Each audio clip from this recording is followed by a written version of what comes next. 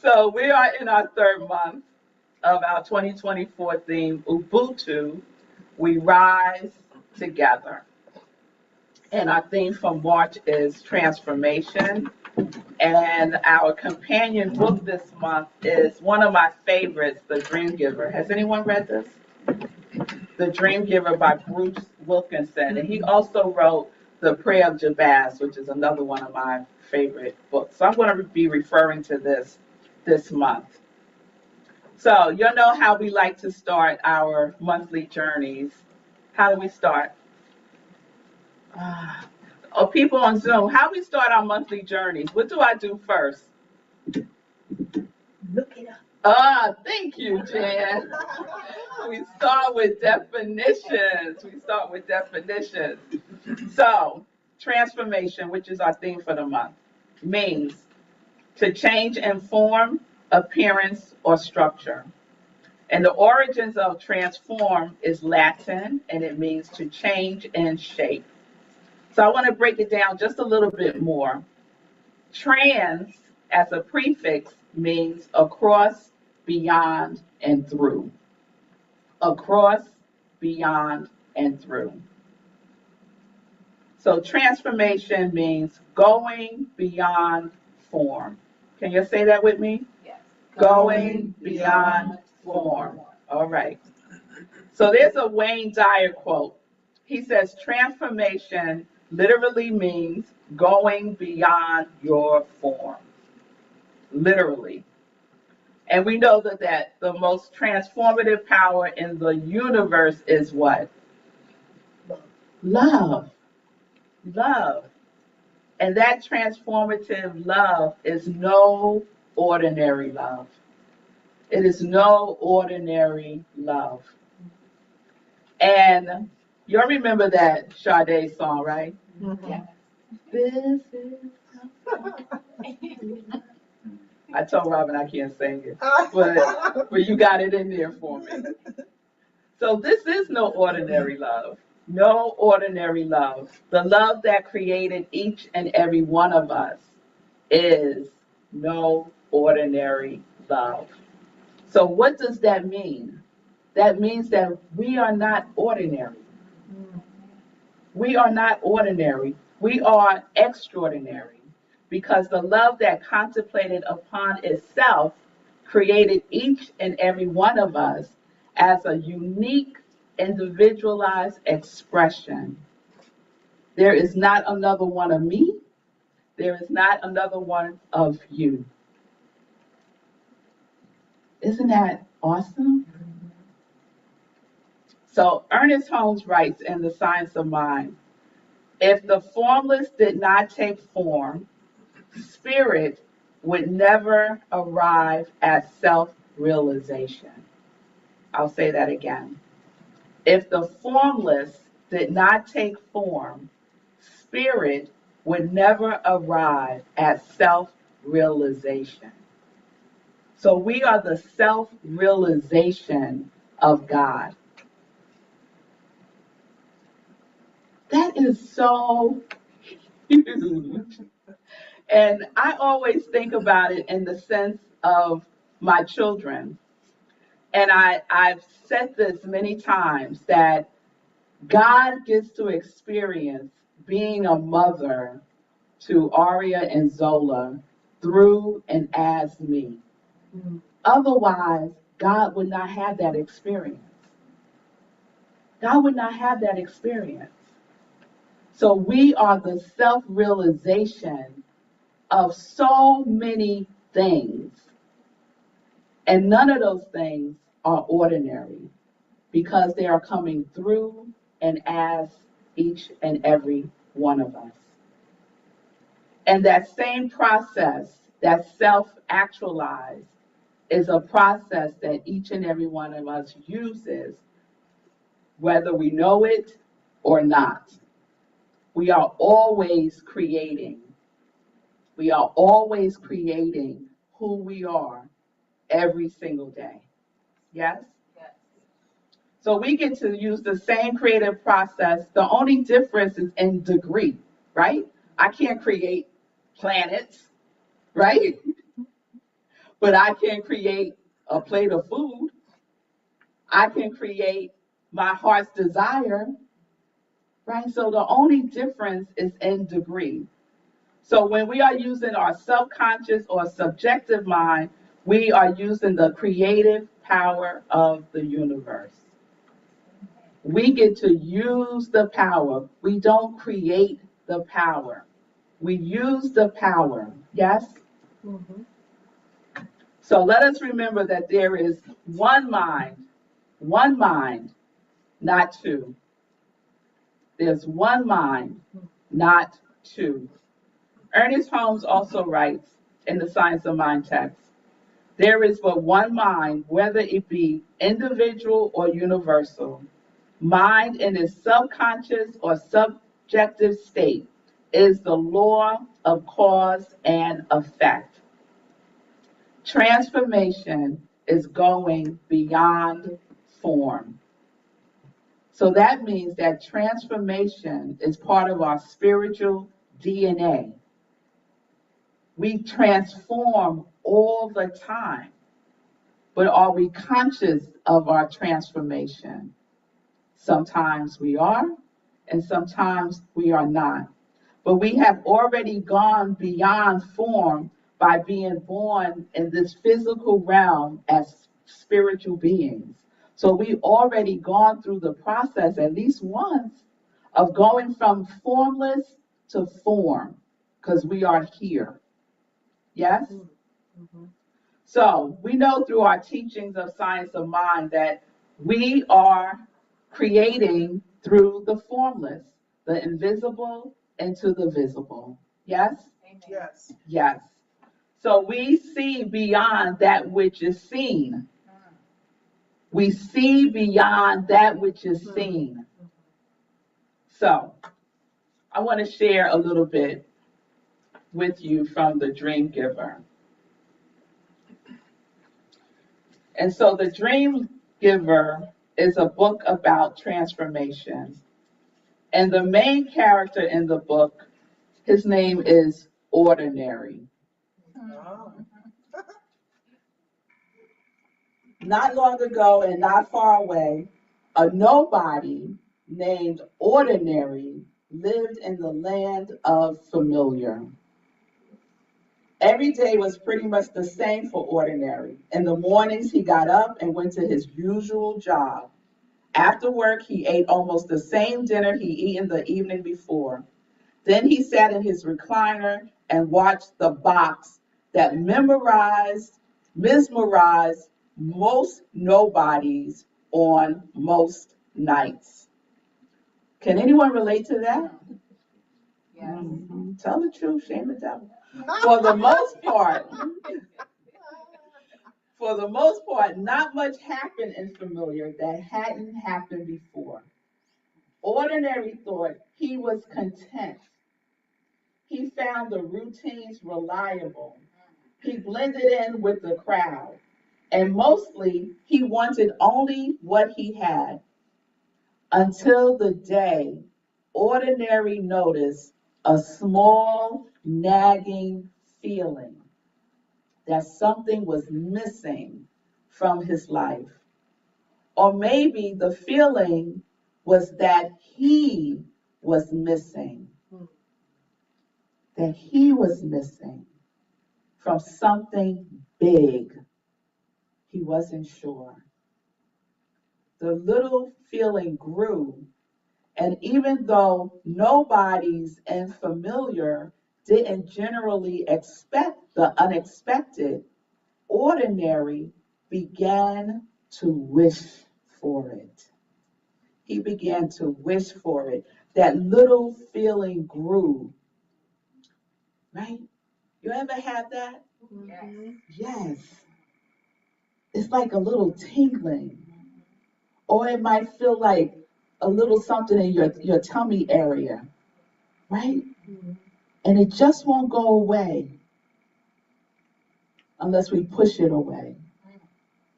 And many of us push it away. But Ordinary said the little feeling grew, the feeling that he was missing something big. that he was missing no ordinary love that wanted to self-realize and self-actualize through him. The feeling that there must be something more to life. There must be something more to me. Life is not getting up, doing the usual thing, coming home and watching, I like that he calls it the box, right? Because now we could apply the box to so many things, not just TV. The box is now our phones, the box is our tablets, the box are video games, the box, right? So he knew there was something more. All right, I'm going to keep going. Time passed. Then one morning, Ordinary woke up with these words echoing in his mind. What you are missing, you already have. The first time I read this book is probably 10 years ago. When I read that line, what you're missing, you already have, I broke down into tears. Because I was so happy and excited that whatever I thought I was missing, I really already have it. Right? Could it be Ordinary looked and looked, and then he discovered that in a small corner of his heart lay a big dream. The big dream told him that he, a nobody, was made to be a somebody and destined to achieve great things. Day after day, Ordinary showed up at his usual job, but while he worked, he thought about his dream. He thought about how wonderful it would be to do what he loved to do instead of just dreaming about it. By a show of hands, does anyone think about how wonderful it would be to do what you love to do? Oh, yes. All right. All right. About half the room. Interesting. Interesting. Okay. Okay. Is anyone doing what they love to do right now? Robin, B. Come see, come side, Bonnie. Okay. How about y'all on Zoom? Are you doing what you love to do right now? So Robin, what do you love to do? I love creating. I love creating. Beautiful. Fee, what do you love to do? I love inspiring women over 40 like me. She loves inspiring Yes. women over 40 like her. All right, all right. So it's time to remember that we already have the gift. We don't have to go out searching for the gift. The gift is not hidden from us even. The gift is so accessible. It's right where you are. It's right where you are. And so Ordinary is recognizing that there is nothing missing, that there is a possibility that he could live this big dream that he is feeling within himself that is starting to grow and to blossom. Yes? Yes. So I remember learning about this African tradition called your Ori.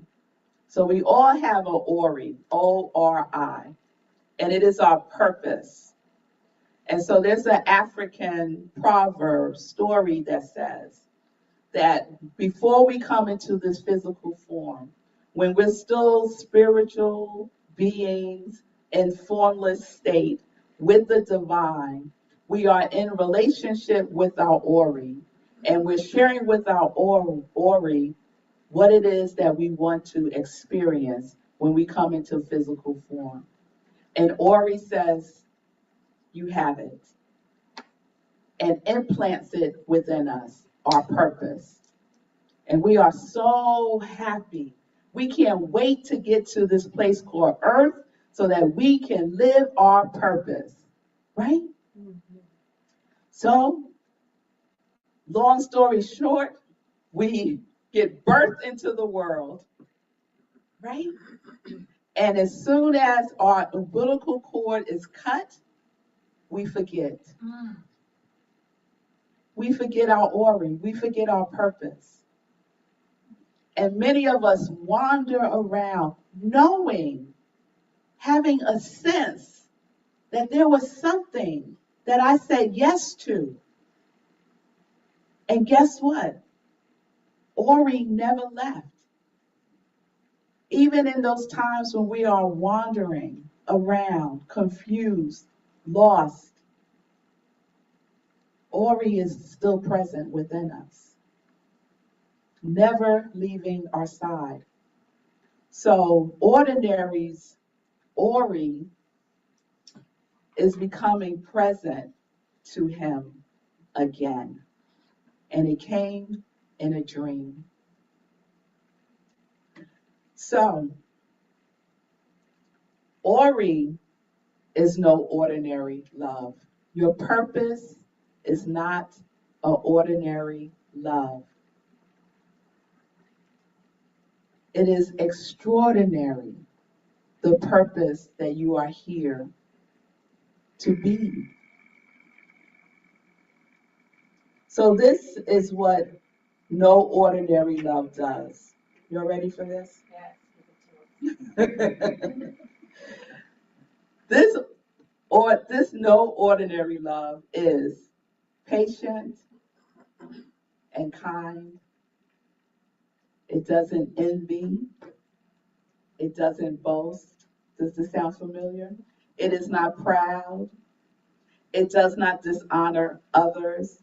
It is not self-seeking. It is not easily angered. It keeps no record of wrongs. Love does not delight in evil, but rejoices with the truth. It always protects, always trusts, always hopes, and always perseveres. This love transforms the dream into reality. This love transformed the dream from the invisible realm to the visible realm. It always trusts. It always perseveres. So if you're in doubt or worry right now, know that no ordinary love perseveres. It shall be done. And so it is. Yes? Yes, yes, yes. So this love transforms.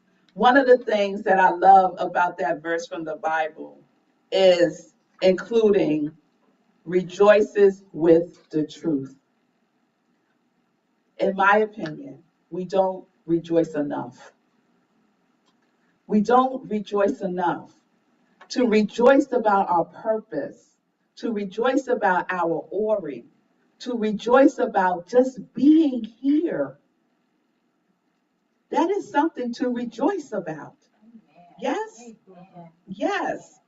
So a good place to start to cultivate our gifts is to have an attitude of rejoicing, to get on a little praise dance, right? Oh, I have a time, y'all. I have a time. Y'all think I'm playing? I will put on some music and I will get a good praise dance in because I am so grateful to be living in my purpose. I don't take it for granted. And that little praise dance I get on, it raises my vibration Yes. and it radiates out into the atmosphere. This is what we get to do for each other, right? We get to rejoice in each other's ori, each other's gifts, right?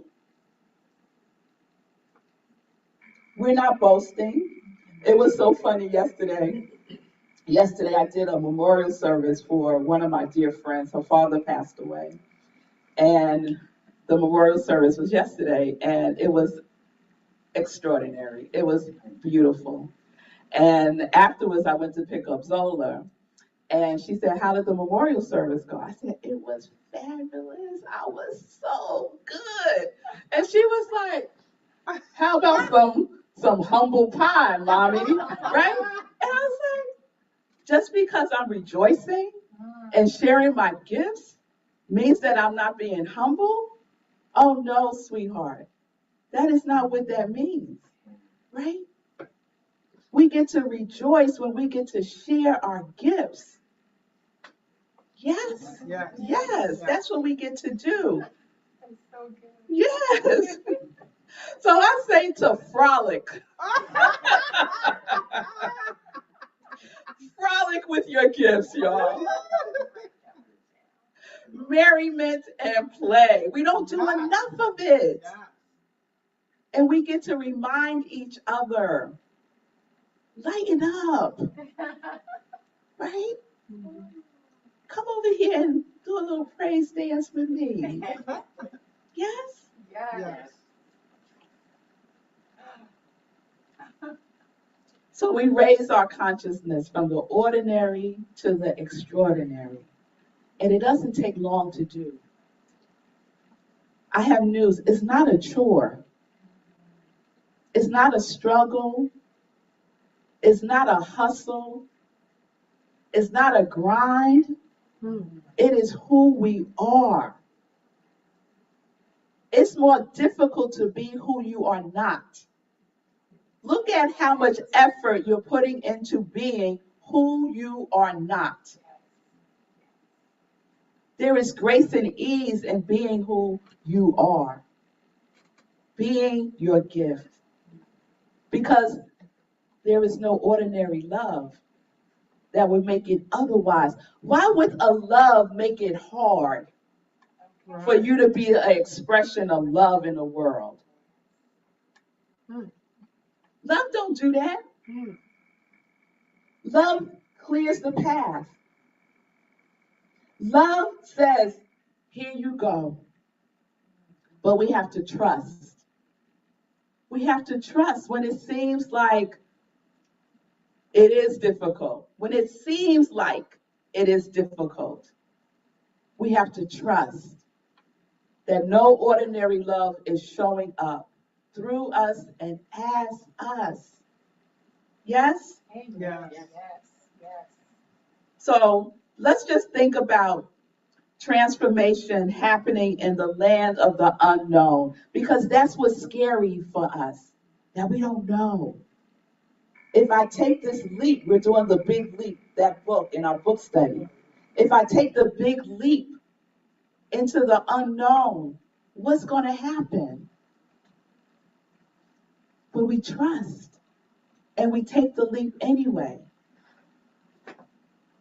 And it's so much more fun to do that in Ubuntu, in community, right?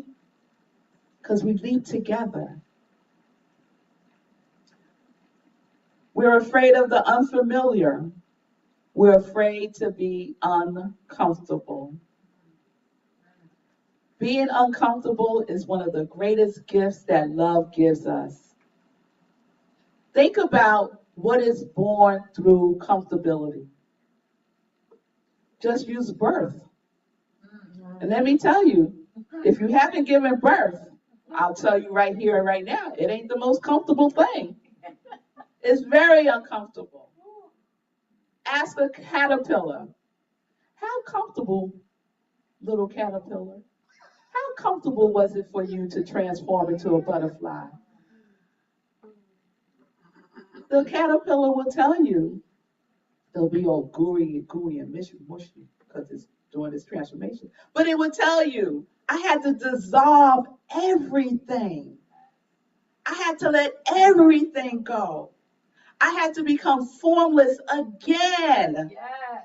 So that I can become what you see before you now. But it was always there within me. All of the components were already there within me. So we go through the uncomfortable spaces. We go through the uncomfortable spaces. So the level of metamorphosis is the realization that God can only do for us what God can do through us.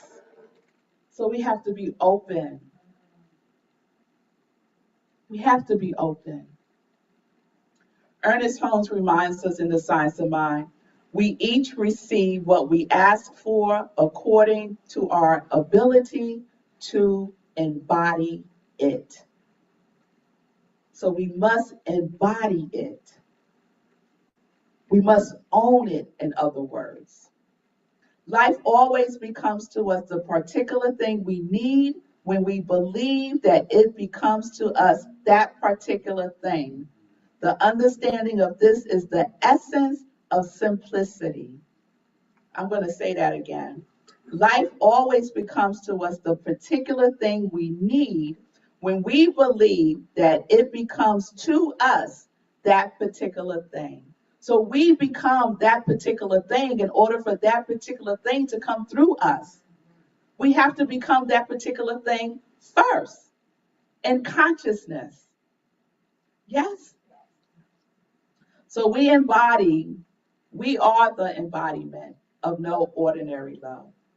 So I'm going to jump back in to see what's going on with ordinary real quick.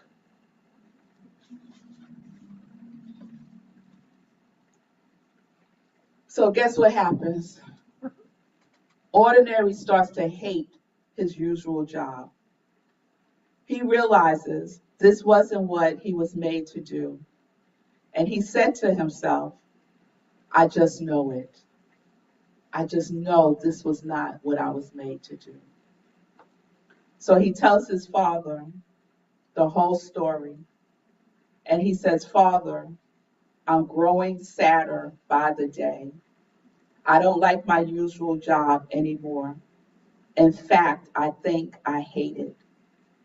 Father looked up and said, that's terrible. What happened? So before he could stop himself, he told his father about the dream and the dream giver and his big dreams. He said, I was to be made a somebody and achieve great things.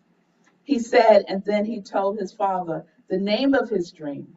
As he spoke, his father trembled. He was sure that his father would laugh or call him a fool, but his father didn't. His father said, I'm not surprised to hear you say these things. You're not, Ordinary said. No, his father said. You had that dream ever since you were little. Don't you remember? You used to build that same dream with sticks and mud in front of the house. Then Ordinary did remember. He always had this dream. It was what he always wanted to do and what he always thought he'll be doing. His eyes filled with tears. He said, Father, I think I was born to do this. That's us, y'all. That is us. He was ready. Are y'all ready? Yes. Mm-hmm. So let's do what Ordinary did. And one of the things that Ordinary did was he started a dream journal. And so I talk a lot about the power of writing things down, right? So I'm going to share this with you. The dream giver gave me a big dream before I was even born. Remember, Ori? Before we were even born, we said yes to our divine purpose. I just finally woke up to it. My dream is what I do best and what I love most to do. So, what do you do best and what do you love to do? Write that down. What do I do best and what do I love to do most? He goes on to write, I had to sacrifice and make big changes to pursue my dream, but it was worth it. We have to start doing different things if we want a different result. We can't keep doing what we've been doing expect to get something else. It just doesn't work that way.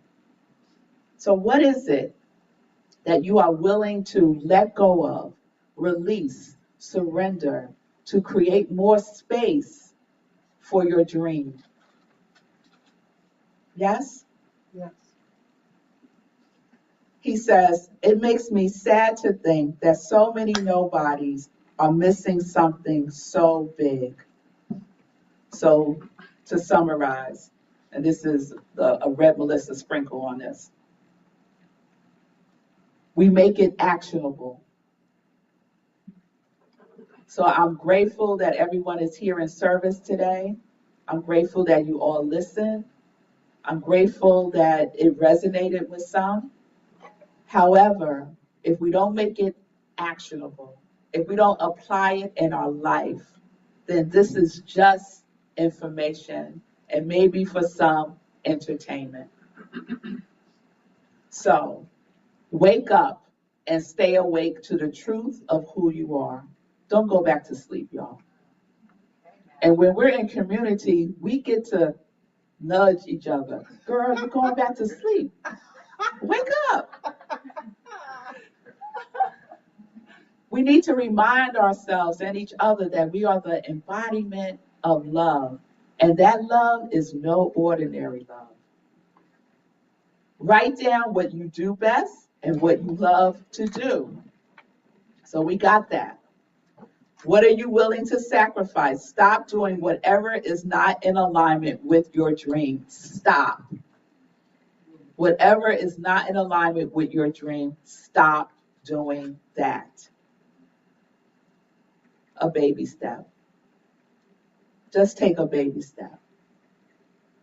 And lastly, keep your vibration high through prayer and praise. Get your praise dance on to raise your vibration. Yes? Yes. All right. So we're going to catch up with what's next for Ordinary next Sunday.